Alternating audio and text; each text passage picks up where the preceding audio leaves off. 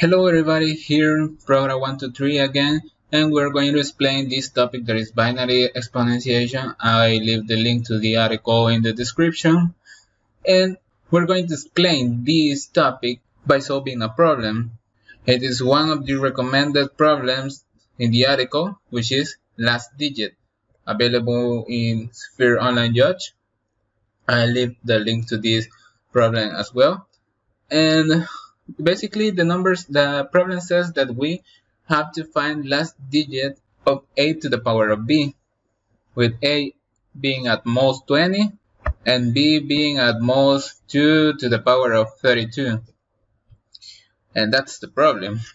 We have an exponent that is a little bit high.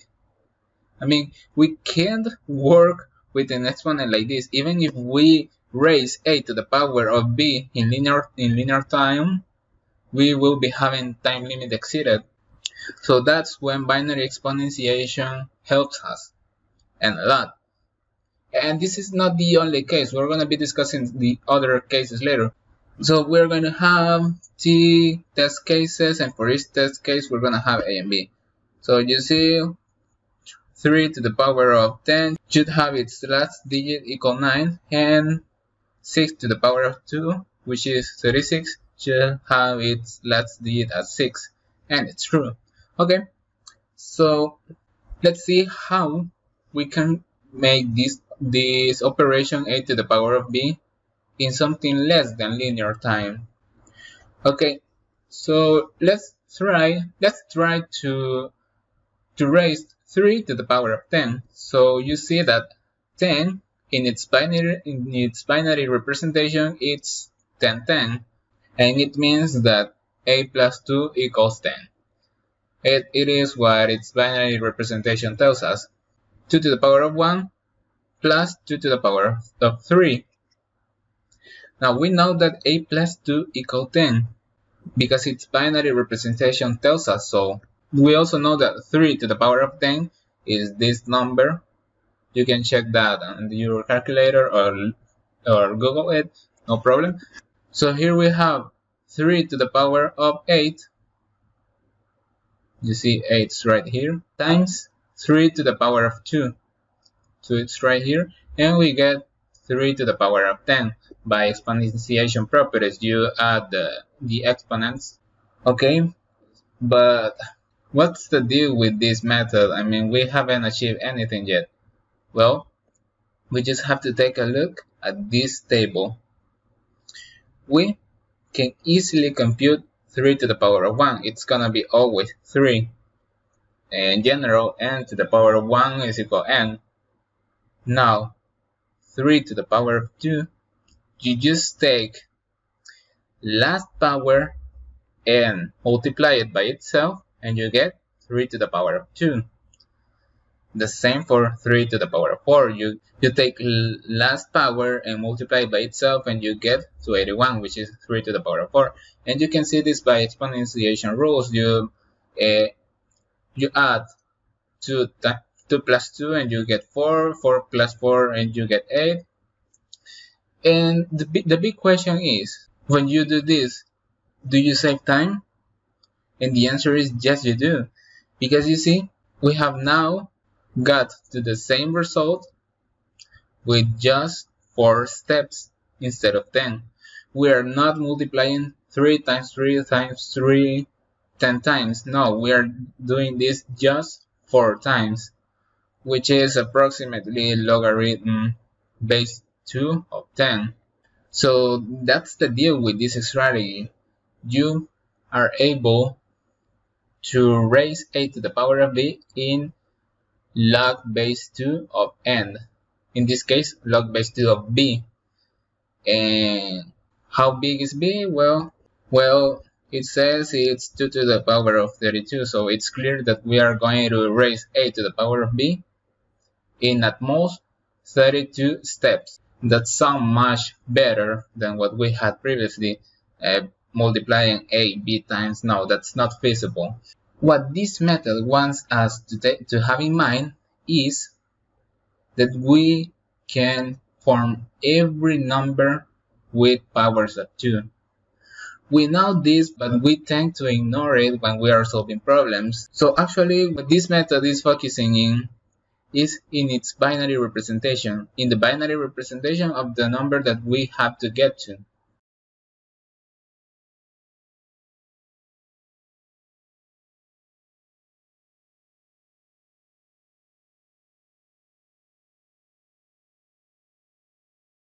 Okay, so let's see the code to solve this problem. Okay, so we read the test cases and we read A and B for each test case. And this is going to be our answer, our final answer. And this is going to be our power. And I added this variable so that we can see the power that we are currently analyzing.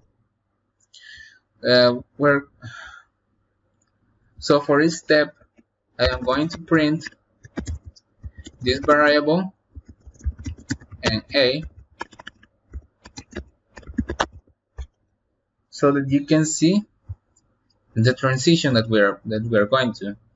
So you see, to get to the power of 10, we analyzed a power of 1, power of 2, power of 4, and power of 8 of 3.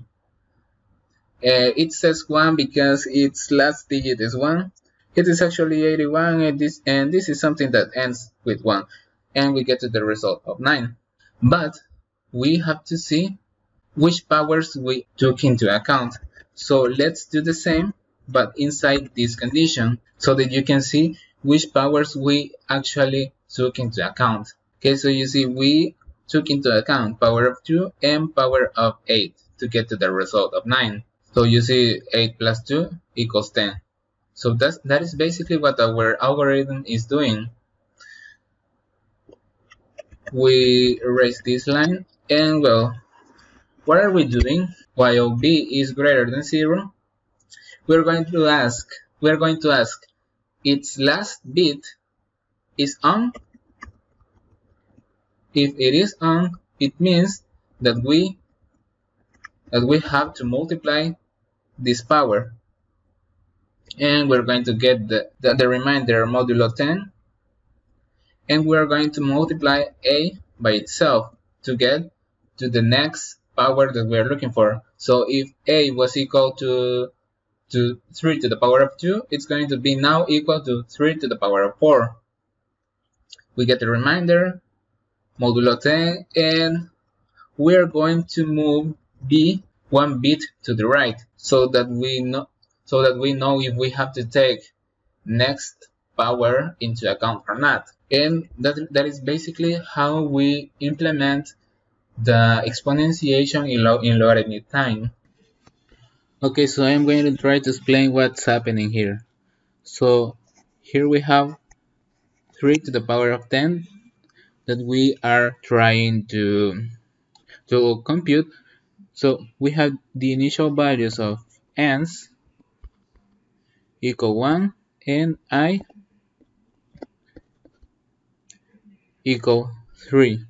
Okay, so since the binary representation of 10 is 10 10, we ask for last bit. Is it on? No, it isn't. So we multiply I by itself, and now I is equal to 9. And let's move 10 1 bit to the right. So we get 101, which is 5. And now, is the last bit on? Yes, it is. So we gotta multiply n's times I. Now n's is equal to 9, and I, after we multiplied I, 81. But since we are taking I modulo 10, I is equal to 1. Okay, now we move this number one bit to the right, Is last bit on? No, it isn't. So we just multiply I by itself, and it's 1 again because we're taking just the last digit. We move it 1 bit to the right. Is last bit on? Yes, it is. So we multiply n's times I. And since I is equal to 1, well, n's equal to 9. Now we just have to print n's, the variable, and we run our code and we get to the result that SPOJ told us. You see, we get 9 and 6.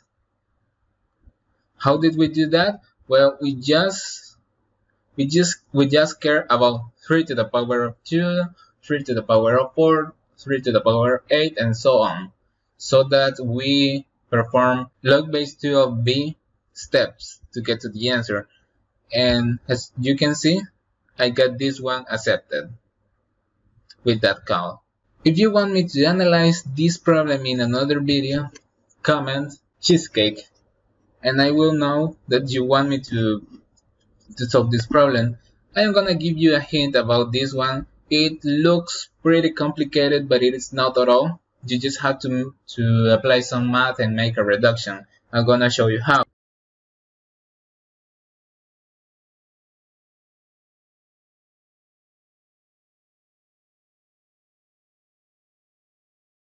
So this is all I wanted you to see today, you guys. I hope you enjoyed this video. I hope this video was useful for you. And leave your questions in the comment box and share this video with those who need it. Remember, stay home programming.